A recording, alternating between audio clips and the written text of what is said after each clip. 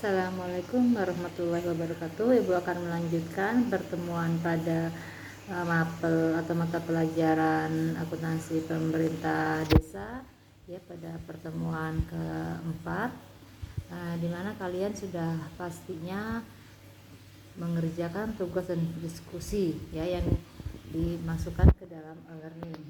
Semoga kalian paham pada pertemuan ketiga mengenai modul videonya. Sekarang mari kita lanjutkan untuk P4-nya atau pertemuan keempatnya mengenai komponen komputerisasi akuntansi ya.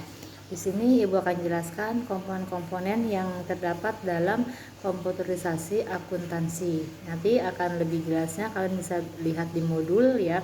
Dan untuk pemahaman lebih pastinya dalam mengerjakan learning dan diskusi. Yang pertama adalah perangkat keras. Komponen komputerisasi akuntansi yaitu perangkat keras atau yang biasa disebut hardware-nya. Contoh dari hardware itu apa saja? Yaitu ada hard disk ya, terus prosesor ya, memori ya, VGA dan sebagainya. Kalian pasti sudah memahaminya karena kalian sudah terbiasa dengan menggunakan komputer. Lalu ada lagi di sini perangkat lunak. Nah, perangkat lunak, itu disebut juga software. Nah, software merupakan kumpulan data elektronik yang disimpan dan diatur oleh komputer, ya. Lalu yang terakhir atau ketiga adalah dia brainware-nya atau penggunanya. Ya, brainware merupakan orang yang menggunakan atau mengoperasikan komputer. Nah, seperti kalian pada saat menggunakan atau mengoperasikan komputer, maka kalian disebut sebagai brainware atau pengguna. Nah, tanpa adanya brainware, komputer tidak bisa dijalankan ya. Peran brainware sangat penting sehingga ya komputer bisa digunakan dan dioperasikan dengan baik oleh si penggunanya ya.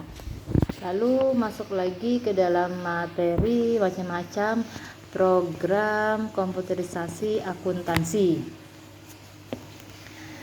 Terdapat berbagai macam program aplikasi komputerisasi akuntansi ya yang dapat digunakan, baik digunakan oleh perusahaan, pemerintah maupun pemerintahan desa ya. Berikut macam-macamnya.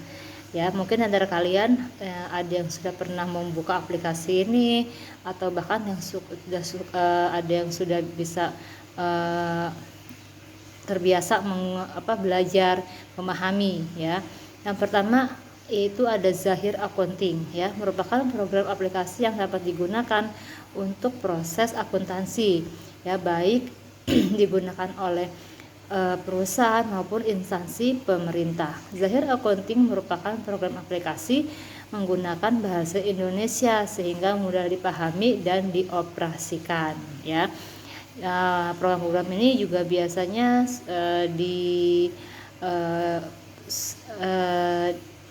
dijadikan bahan latihan atau sudah ada tersedia di lembaga-lembaga kursus atau pelatihan untuk memahami ya lebih dalam lagi mengenai Zahir Accounting. Yang kedua adalah Omega Accounting. Omega Accounting merupakan program aplikasi yang didukung ya dengan berbagai macam fitur ya. Di sini sehingga dapat memudahkan dalam pembuatan laporan akuntansi. Yang ketiga adalah Microsoft Office Excel. Nah, kalian sudah terbiasa ya, di sini adalah program aplikasi yang dibuat oleh perusahaan Microsoft. Program ini dapat digunakan untuk membuat laporan akuntansi yang sifatnya tidak rinci dan detail seperti pelaporan kas kecil ya. Jadi artinya hanya digunakan untuk transaksi-transaksi ya yang sifatnya kecil, itu biasanya masuk ke dalam kas kecil. Nanti kalian bahkan pasti sudah memahami bagaimana pembuatan kas kecil ya. Lalu yang keempatnya adalah Crescent Cash Bank ya. Nah, di sini merupakan program aplikasi akuntansi yang fungsinya untuk melakukan pencatatan transaksi akuntansi. Nah, Crescent Cash Bank ini dibuat untuk memudahkan dalam mengelola keuangan di instansi ya. Nanti kelebihan program ini akan disajikan di dalam modul. Lalu ada lagi Mayop Accounting. Nah, Mayop Accounting ini kalian sudah belajar di sekolah ya.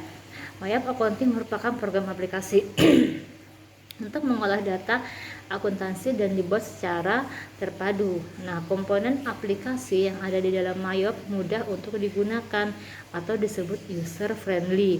Selain itu juga mudah dimengerti bagi pemula serta ya mudah dioperasikan dan diterapkan di berbagai instansi, baik instansi pemerintah desa maupun instansi swasta atau perusahaan swasta. Ya, setiap perusahaan atau instansi pemerintah sudah tidak asing lagi dengan aplikasi Mayop Accounting ini karena memang hampir semua orang menggunakan Mayop, bahkan di sekolah pun sudah ada dalam pembelajaran Mayopnya. Lalu yang F adalah GenuCash ya. Nah, ini merupakan program aplikasi keuangan yang biasanya digunakan untuk usaha atau perusahaan kecil. Program ini dilisensiasikan gratis di bawah naungan GNU GPI. Adapun ya nanti kelebihan-kelebihannya kalian bisa baca lebih lengkap di modul ya. Lalu selanjutnya adalah Money Manager X ya.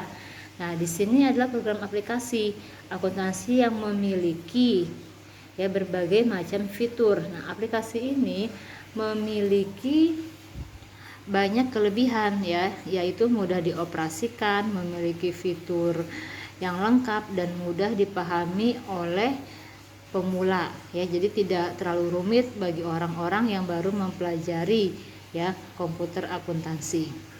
Lalu ada Uncle Bill ya. Nah, Uncle Bill ini ya adalah salah satu program aplikasi keuangan yang mudah dioperasikan oleh si pemula juga, sama dengan Money Manager X ya, hampir sama. Hal ini karena pada program ini ya memiliki berbagai macam aplikasi penunjuk penggunaannya ya, yang dilengkapi dengan fasilitas yang mudah untuk dioperasikan. Artinya di sini kalian juga tidak memiliki kesulitan untuk mengoperasikannya. Nanti bila ada waktu kalian boleh mempelajari masing-masing aplikasi yang sudah dipelajari di modul ini. Lalu yang selanjutnya adalah Accurate ya. Accurate itu dia versi 4 standar ya. Nah, adalah salah satu program aplikasi keuangan yang di dalamnya terdapat berbagai macam fitur ya, seperti apa saja, account payable ya, account receivable, inventory ya, dan general ledger yang telah berintegrasi dengan baik. Nah, ini juga sudah kamu pelajari juga di sekolah dalam bentuk Mayop ya, Accurate. Sudah masuk ke dalam programnya sekaligus ya. Sampai di sini untuk pertemuan P4, silakan kalian kerjakan untuk diskusi dan tugasnya masukkan ke dalam e-learning ya. Jangan lupa waktu penyelesaian tugasnya ya. Kalian tadi sudah Ibu pandu di awal di P3 ya mengenai kapan penyelesaiannya harus berakhir. Ya, Ibu akhiri sampai saat ini. Wassalamualaikum warahmatullahi wabarakatuh.